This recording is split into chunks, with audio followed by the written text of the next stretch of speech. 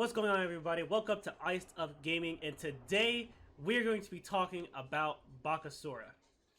Now, first things first. First, I want to apologize for two things. One, I did change my name from Anti-Problematic to Iced Up Gaming. Second of all, I want to apologize for not uploading in a while. I was trying to figure out a whole bunch of other, figure out exactly what I wanted to do with this YouTube channel as once I get past guides. And today, I guess we're just going to do another guide. So, the reason why I wanted to do Bakasura is because I'm tired of seeing Bakasura in my conquest matches and they do butterballs with this character, and it makes no fucking sense. Okay? This character is an absolute monster in the early game, the mid game, and is very presentable in the late game. So, as I usually do with all my videos, we're going to be starting with his passives and his abilities before we get to his best items and build routes. Let's go ahead and get to his passive. Alright, so for Bakasura's passive, it is Insatiable Hunger. Bakasura's attacks and movement speed temporarily increase for each enemy that he kills. This does include minions. So let me go ahead and show you how that would look. So as you can see, there's this purple aura around him, and his attack speed actually does increase. And his movement speed is a little bit faster than the base. I don't have anything on right now, but I'll show you more as we go along. Now, before we really get into the first ability and third ability, we're going to go ahead and talk about that second ability that I just used, Eat Minion. This is very important for Bakasura, even though this is actually not going to be the first ability that you level. So Bakasura grabs a minion and devours it, healing himself and gaining a protection buff.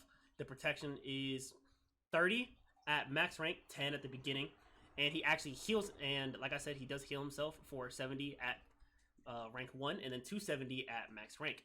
Now, when it comes to these bigger minions here, the ones that will usually drop your buff, you can't eat them until they drop below 33% health, but will provide 2 minions towards Regurgitate, which is his ultimate, which we'll get to a little later. And he can store up to 6 minions. So as you can see,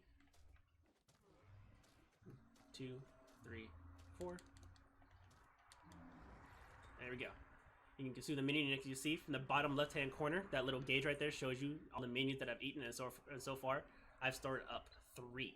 Now let's go ahead and get to his first ability, which is Takedown. Bakasura leaps to his target location, dealing damage to all enemies in the area, and increase the damage they take from all sources by 10% for 3 seconds. This, while being your runaway move, this is an amazing engage tool if you're trying to instantly take somebody out in a team fight, or you're trying to get a really quick gank. So, as you can see, it's a really large cone. Or circle, area effect, whatever the fuck you want to call it. It's kind of hard to show you the 10% extra damage. So as you can see, 103, 101, 111. See? So you can actually see the damage increase. Now finally, we have Butcher Blades, his buff. Now this makes Bakasura very terrifying. Not only does he gain extra physical power, but he gets true damage on each strike, making it very hard to tank against Bakasura. He gets 70 true damage at max rank and an extra 30 power. And he gets an extra 30 power from leveling this ability passively. So, I would recommend always leveling this ability first, because this is going to help you with your ganking potential. And if you want to try to flex him in solo lane, this could help a lot. So as you can see, if you buff, you can see his hands start glowing. You can also hear an audible difference between each basic attack. And then finally, we have his ultimate ability, Regurgitate. Bakasura regurgitates all the end minions he has consumed by the Eat Minion ability, and this slows and cripples enemy players inside of the area of effect. Also, his basic attacks become cones, and he's immune to crowd control for 1 second. So that's basically just on the casting. You can also eat the minions back that you've regurgitated. Let me go ahead and show you. So you can see this big circle is his ultimate area of effect. That's what it would look like. You can see that his abilities do become cones. And then you can actually regurgitate the minions that you ate. Alright. So overall, this character's ability is actually pretty straightforward. You literally just throw abilities at somebody and they die. The tricky part, however, is when we actually get into his builds. Now, I'm going to be giving you a build for the jungle, because I like flexing him in solo lane, but he's geared more towards the jungle. And It's not a lie when people say that he's one of the fastest junglers in the game. He gets fed very, very easily, no pun intended. So, obviously, you're going to be starting with Assassin's Blessing. However, in the early game, you always want to go for Golden Blade. This makes it to where you don't really need to use too much mana because at level 1, you're going to be getting Takedown. And it does consume quite a bit of mana at the beginning at 60. And you need every bit of mana you can have when you need to use your 8 minions on the jungle camps. So I would recommend always going to Golden Blade. Now, he is like Arachne in a way where he doesn't need to build boots. However, I always recommend building boots, especially on junglers. I would get Ninja Tabi on this character instead of power boots because you want to be attacking as fast as you can and getting as much damage out with your third ability as possible. So, another core item that he needs after Ninja Tabi is that you want Stone Cutting or you want to get Haste Katana. Now, this is completely up to you. Stone Cutting is really good for a lot more power and killing potential. However, they are going to be able to get away from you easier, considering the fact that this character is AA based. If you don't know what AA means, it means auto attack.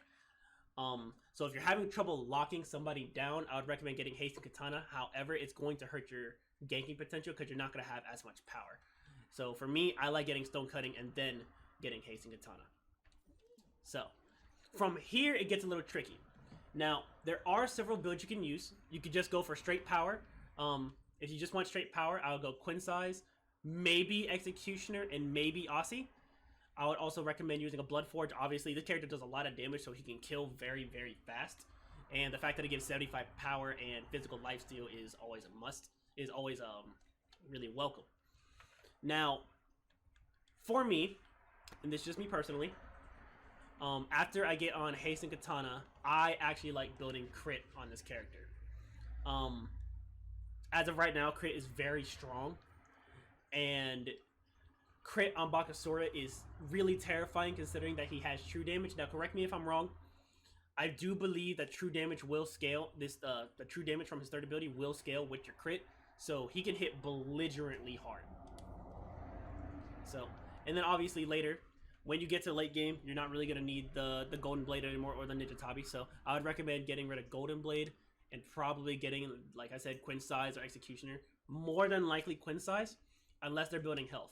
If they're building health, you're going to get Quinn Size. If they're not, you get Executioner. You probably don't need Executioner if you have Stone Cutting Sword. I personally don't like building the two together because they both do the exact same thing. One just gives you more defenses. But having the Executioner with the Stone Cutting, they do stack. Personally, you just don't need it. So, and then at the end, when you get to late game and you have enough gold, sell boots. You're going to go into your consumables and you're going to be getting this item right here, Elixir of Speed. Now, I never really went into depth of why you get this item. The reason why you want to get Elixir of Speed is that it permanently increases your movement speed by 18%. That's just boots. So getting this could potentially, and then getting a different item could not only give you more power, but it can help you build another item that you need that are situational. Such as if they have a very high CC team, then on Bakasura you can get like a Magi Clip to help you live through that and some beads. Or if you feel like you're lacking some power, like I said, Blood Forge is always an amazing item on him.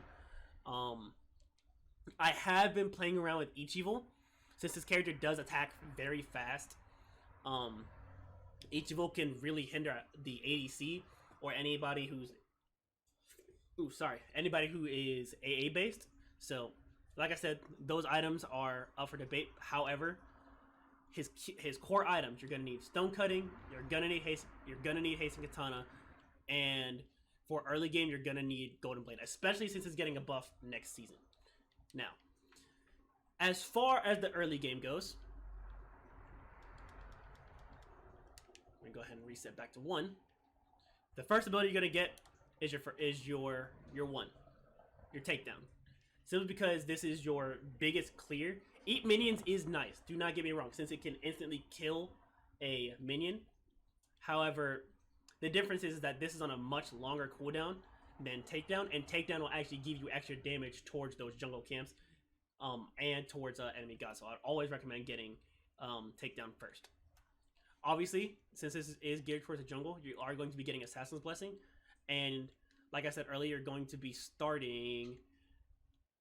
Where is that card? I am really retarded. You're going to be starting Golden Blade, Tier 1 Golden Blade, right? And then once you hit level 2, you're going to be getting your second ability. I apologize, I'm retarded. You're going to be getting your second ability. When you hit your level 3, you're going to get your third ability. And then from here, it is honestly up to you. I would recommend leveling up your 3 first. Like I said, it gives you passive power, and then when you activate it, it gives you true damage. And so that not only helps with your ganking, but it helps with your clear, and it helps you dealing with the tanks early, right? If you aren't in the jungle, however, and you're trying to flex in the solo lane, again, I would recommend leveling up your third ability, but leveling up your second ability will give you more sustain and help you not instantly die to somebody who's naturally more tanky than you. Like I said, it's completely up to you, but I'd always recommend leveling these 2 up first before leveling up your first ability, since your first ability doesn't increase the amount of damage they take from all sources. Now, as far as Bakasura's game plan goes, it's really simple. Even at the very beginning, it's super simple. Most of the time, between the first relic you get, I would recommend either getting a blink or getting a horrific. I would get horrific if you're trying to go crit and not get hasted katana early, and if you want to get hasted katana early, you get blink. So, in my cases, I like getting horrific item because I like building golden blade, boots, and then stone cutting, or golden blade, boots, then rage. So, all you do, walk up behind him, horrific 3, attack until you're blue in the face. That's it. It's really that simple. Or, if you have your ultimate, pop this, run at them until they die. It's stupid easy. Now, as far as engaging with your leap, you never want to engage with your leap unless you know they don't have a run move, or they don't have a run move to begin with and you can get out safely.